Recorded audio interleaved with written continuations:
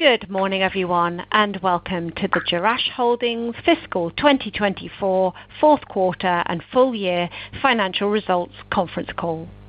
At this time, all participants are in a listen-only mode, and we will open for questions following the presentation. If you should require any assistance during the conference, please press star 0 on your phone keypad. Please note this conference is being recorded. I will now turn the conference over to your host, Roger Pondell, Investor Relations at Jerash Holdings. Roger, the floor is yours. Thanks so much, Jenny. Good morning, everyone. Welcome to Jerash Holdings Fiscal 2024 Fourth Quarter and Full Year Conference Call. I'm Roger Pondell with Pondell Wilkinson, Jerash Holdings Investor Relations firm. It will be my pleasure momentarily to introduce the company's Chairman and Chief Executive Officer, Sam Choi, its Chief Financial Officer, Gilbert Lee, and Eric Tang, who leads the company's operations in Jordan. Both Sam and Eric are in Jordan. Before I turn the call over to Sam, I want to remind our listeners that today's call may include forward-looking statements within the meaning of the Private Securities Litigation Reform Act of 1995.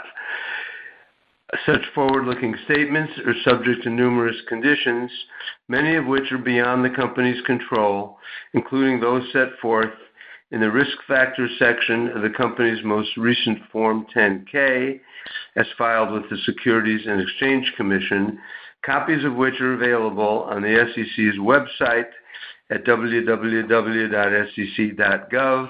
along with other company filings made with the SEC from time to time. Actual results could differ materially from those forward-looking statements, and Jerash Holdings undertakes no obligation to update any forward-looking statements, of course, except as required by law. And with that, I will turn the call over to Sam Choi. Sam? Thank you, Roger.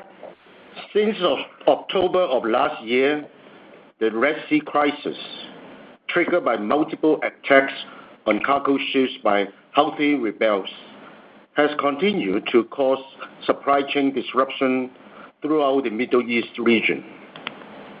Even though an alternative shipping route has been established to receive raw materials, bottlenecks and vessel bunching cause delays, impacting production for our global customers and, in turn, the company's financial performance for the quarter and fiscal 2024. Gross margin, likewise, was down due to the significantly higher ocean freight and transportation costs from Asia to Jordan.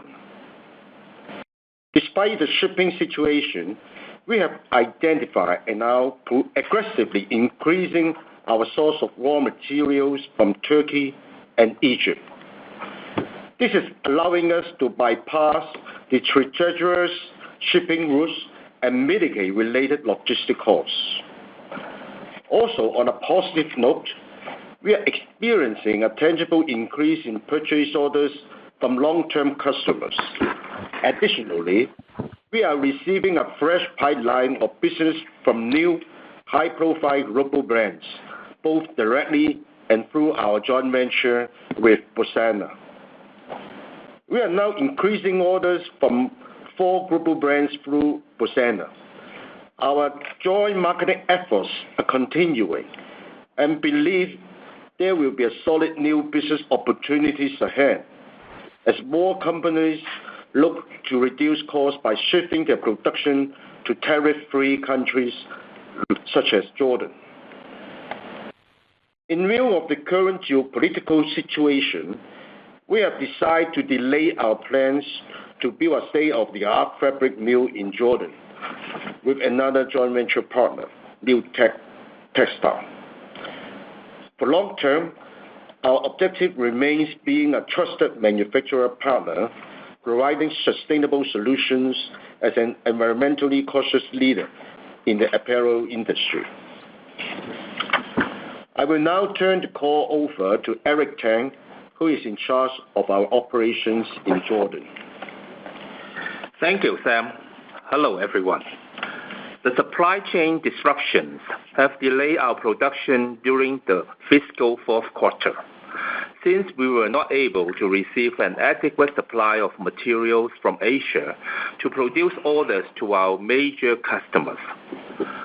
Approximately 16 to 18% of orders were delayed and shipped in the fiscal 2025 first quarter.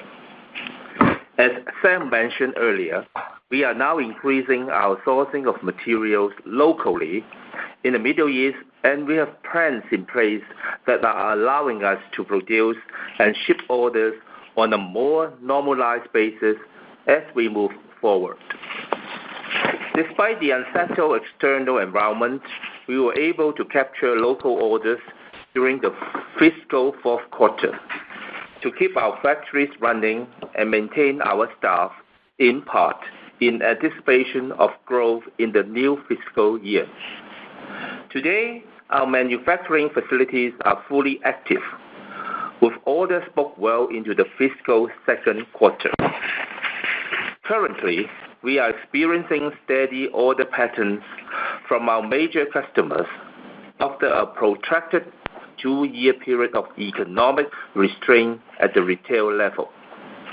We also are realizing the benefits of our strategic plan to diversify our customer base, as we are now producing garments for a number of new branded customers.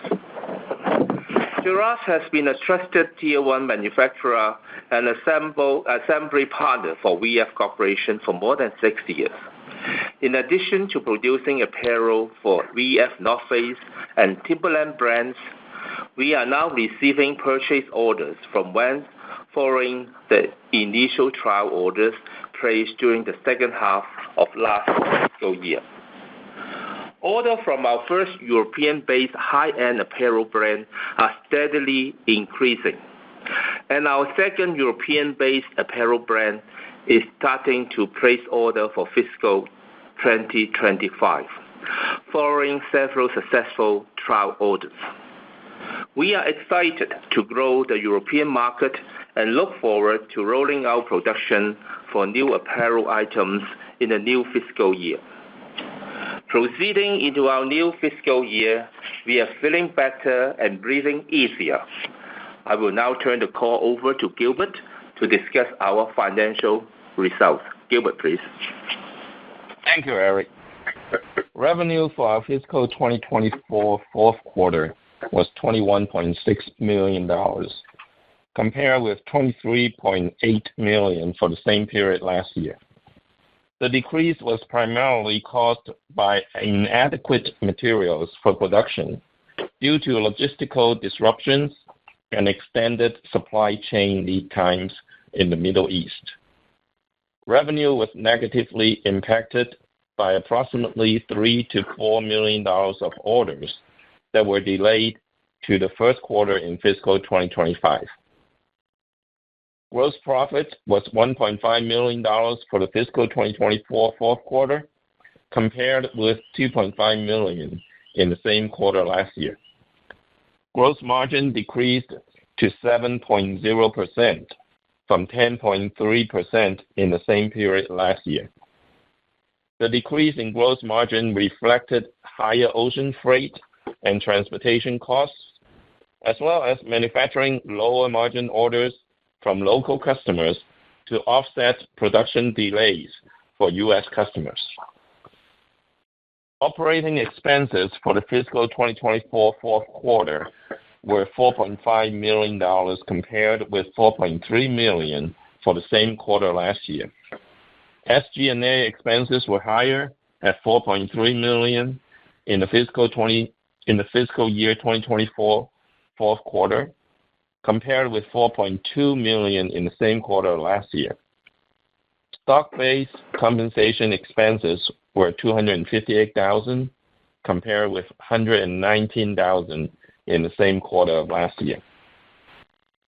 Operating loss was $3 million for the fiscal 2024 fourth quarter, compared with operating loss of $1.8 million for the same quarter last year.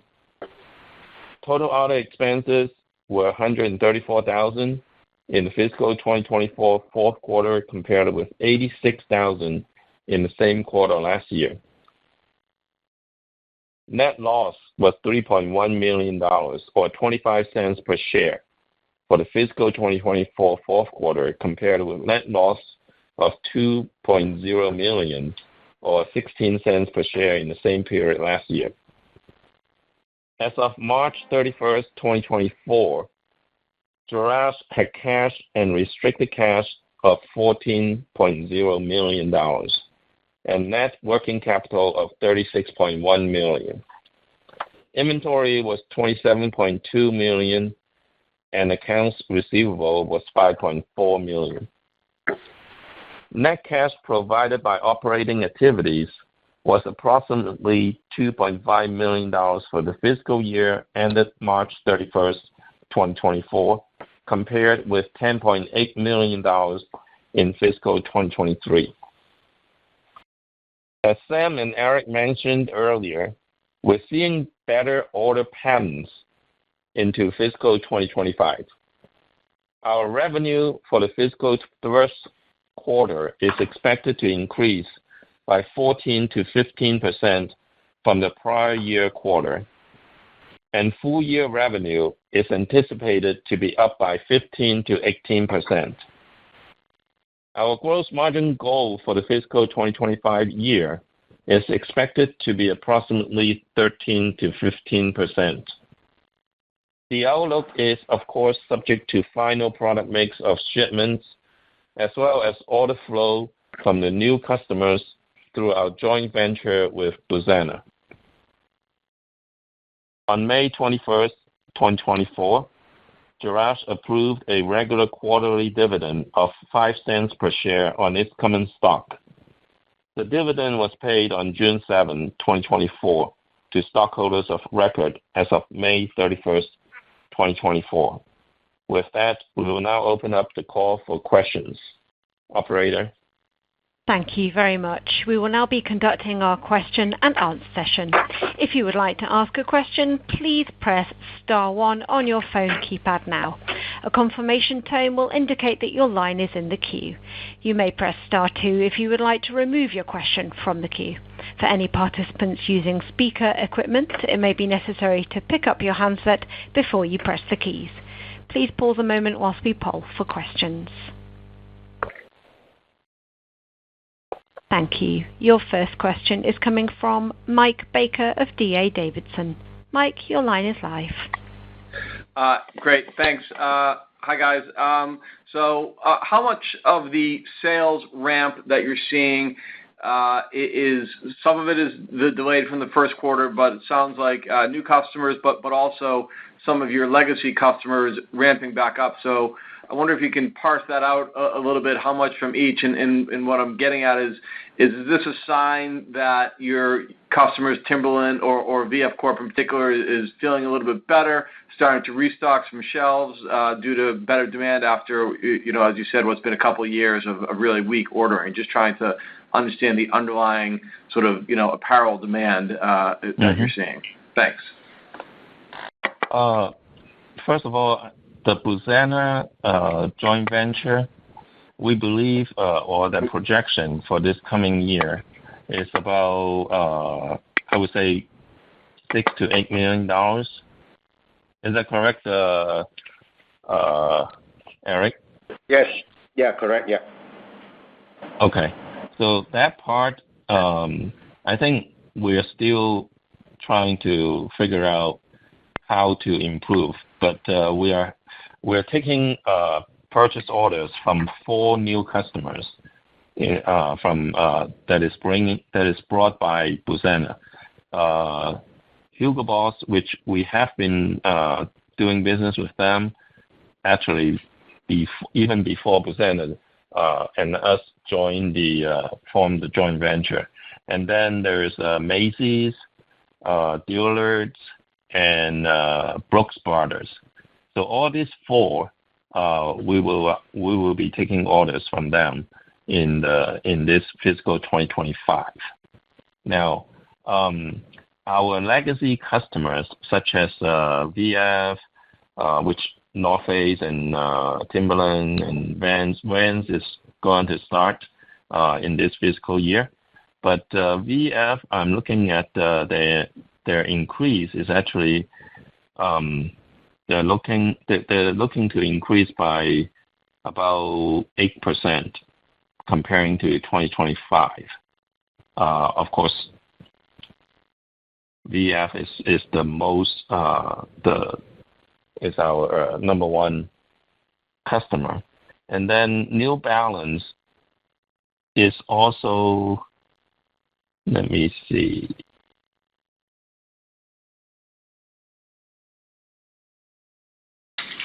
I think New Balance is about the same comparing to 2024, but Hugo Boss has a significant increase, about 17%.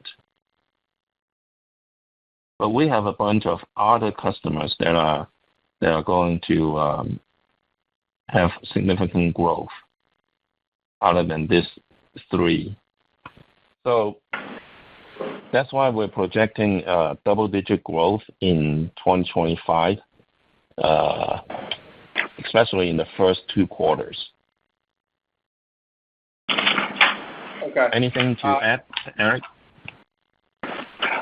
Yes, I think more or less the same. Also, our projection, apart from VF, we have additional growth in the coming year. New Balance, we also have additional growth also. So this is the reason why our projection for the new fiscal year is a bit higher than before, a 2-digit higher.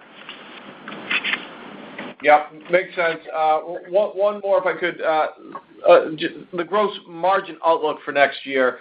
I guess it is about flat on a year-over-year basis, but obviously much lower than what you've done in the past. Now, I guess I understand the reasons, the Red Sea disruption and higher freight costs, et cetera. I guess the question is, how much of that gross margin degradation versus past years do you think is permanent because you have to find different routes and the like, or how much you think is just due to the temporary disruption and can eventually come back to where it once was? We're anticipating the freight cost is definitely going to be higher because the crisis is still going on, and we don't know when it's going to end. Even though we now find a route that that can kind of pretty consistently getting the containers into Jordan, but we're going to have to pay a higher cost. I mean, even during the past 4 to 6 months, some of the containers were stuck, and we spend like 3 to 4 times as much as normal to get those containers in, and that's part of the reason why the margin was so low in the fourth quarter. So, but going forward, at least in the foreseeable future, we anticipate the shipping cost to be higher. And the other reason is that now we're seeing some pretty competitive situation in the market. So we're getting pricing pressure from our customers, and we're pricing our products very competitively. So even though, and also with some new customers that we're bringing in, those customers, at least at the beginning, the overall margin is not going to be great. It's not going to be as great as our legacy customers, because we have to spend extra money on developing the products and developing the process of doing those new orders. So we're trying to be more conservative in terms of projecting the margin. Okay. Makes sense. Thank you. Sure. Thank you. Thank you very much. Your next question is coming from Mark Argento of Lake Street. Mark, your line is live. Yeah. Hi, guys. Just a couple of additional questions for you. Gilbert, you had just mentioned kind of costs, and my question was around inflation. Obviously, inflation worldwide is obviously running rampant right now. I think you just touched a little bit on kind of pricing. What are you seeing? Obviously, your customers are being more aggressive in terms of pricing, but are you guys able to, take some price and keep up and maintain that margin? What are you seeing, from the impact of kind of just broad-based inflation on the business? Well, the inflation is it's definitely there, but it is affecting our costs. Besides the shipping costs, but everything else is increasing. I think our inflation, at least on the operating side, the labor costs in Jordan, and also other operating costs, those are increasing too. Now we're looking at very diligently trying to cut costs in our operations. Like the new dorm is now we're occupying the new dorm, so I think in fiscal 2025 we will be able to save some of the rent or leasing costs for the old dorms when we vacate the old dorms and start paying rent. So in that area, we could save some money and hopefully help the margin. However, the retail market is, like I said before, is getting quite competitive. In order to attract new customers and to increase our volume with existing customers, we're going to have to price very competitively. So to answer your question, I don't see that we will be able to raise our prices to our existing customer and improve our margin, at least in the next year or so. All right. So if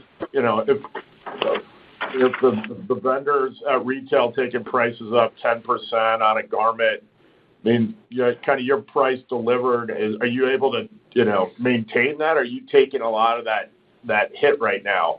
I.e., are you able to raise prices at least to stay, kind of consistent with inflation? Or are you guys kind of losing margin because of inflation? Sounds like the latter. Yeah, it's. I think overall it's the latter, but in certain customers, the margins are increasing. So it all depends on the brand. It all depends on the customer. Like customers such as Hugo Boss, the margins are very good. But VF, I think we're improving margin on Timberland.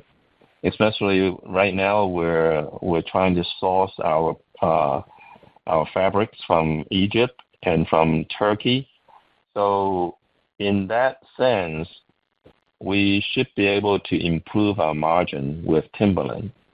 For TNF or North Face, their margin is actually holding, but it is going to be very difficult to get their margins up. Great. Is that pretty accurate, Eric? Do you have anything to add? Yeah, very accurate. But in addition, in order to increase more revenue, we are also implementing several saving plans for cost reduction, such as we are going to install more solar energy system in order to reduce the cost of the electricity here, because here in Jordan, the cost of electricity is pretty much expensive. Also, we are trying to use, for the boiler, we are trying to do some water and diesel saving. This is already reinstalled in one of our factory, and this is also one of the cost saving measure. And for the production line, we are trying to bring in more automatic machines in order to save, and the number of production people. For all the cost saving plan, we are currently carry out. Thanks, guys. Appreciate it. Good luck. Thank you. Thank you very much. Just a reminder there, if you have any remaining questions, you can press star 1 on your phone keypad now. Our next question is coming from Mike Disler of AMNX. Mike, your line is live.